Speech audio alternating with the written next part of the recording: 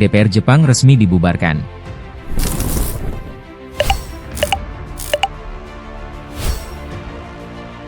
Keputusan politik besar ini diumumkan langsung oleh Perdana Menteri Jepang, Sanae Takaichi, yang menandai dimulainya tahapan pemilu sela atau snap election. Pembubaran parlemen ini sekaligus mengakhiri masa kerja majelis rendah sebelum periode regulernya berakhir dan membuka jalan bagi kontestasi politik nasional dalam waktu singkat. Langkah pembubaran DPR Jepang tersebut dijadwalkan berlaku Jumat, 23 Januari 2026, dengan pemungutan suara nasional ditetapkan berlangsung pada 8 Februari 2026. Seluruh 465 kursi majelis rendah parlemen Jepang akan diperebutkan dalam pemilu sela ini, menjadikannya salah satu pertarungan politik paling menentukan dalam beberapa tahun terakhir. Keputusan ini langsung menyedot perhatian publik dan media internasional. Pasalnya, pemilu sela ini akan menjadi ujian elektoral pertama bagi Sanae Takaichi sejak ia dilantik sebagai Perdana Menteri pada Oktober 2025. Takaichi bahkan secara terbuka menyatakan siap mempertaruhkan masa depan politiknya dalam pemilu tersebut, sebuah sinyal bahwa pembubaran DPR Jepang bukan sekadar prosedur administratif, melainkan taruhan kekuasaan yang serius. Pembubaran DPR Jepang tidak lepas dari tekanan ekonomi domestik yang kian dirasakan masyarakat.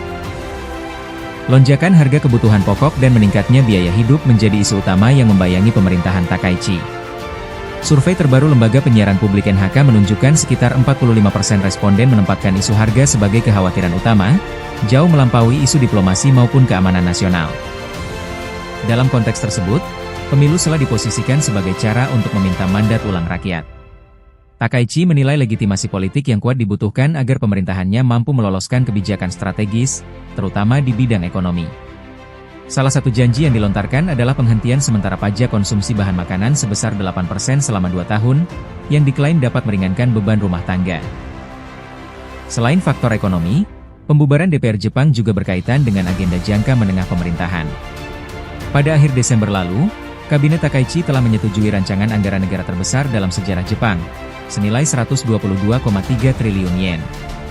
Kemenangan dalam pemilu sela dinilai akan memperkuat posisi koalisi pemerintah di parlemen, sehingga pengesahan anggaran dan undang-undang strategis dapat berjalan lebih mulus. Di sisi lain, dinamika geopolitik turut menjadi latar belakang penting. Pemerintah Jepang tengah menghadapi ketegangan kawasan, khususnya terkait Cina dan isu Taiwan, serta upaya memperkuat hubungan strategis dengan Amerika Serikat.